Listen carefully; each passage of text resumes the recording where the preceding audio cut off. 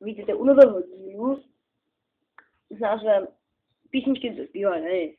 Dneska to bude trošku repující, protože se ospíváme Kajjas a Darováci Paráda.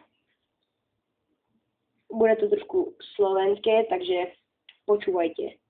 Každý čel umí dobre hovoriť po slovensky. Nech sa páči.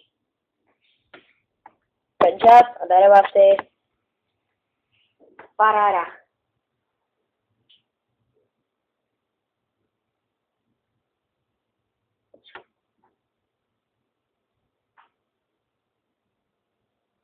Počkejte, to se nepovedlo. Dobře. Tak dáme jinčí písničku, když nejede to předvede slovánky. Tak počúvajte. Teď zaspěváme, nebude to paráda.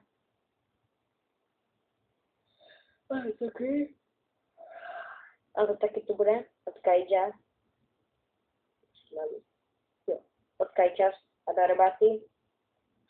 A bude to písnička na veky.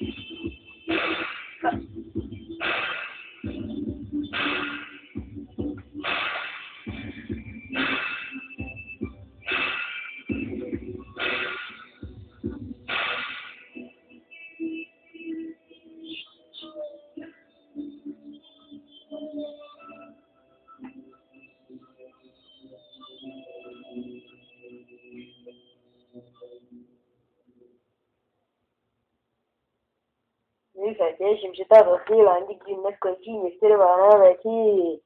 Prostě víte, že to zpívám já. Takže příštím, já jsem řekl slovensky přízvuk. V příštím díle si ukážeme, to bude, jak bych vám to popsal,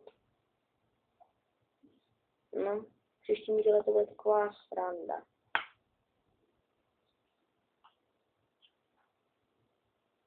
No, však ho vidíte.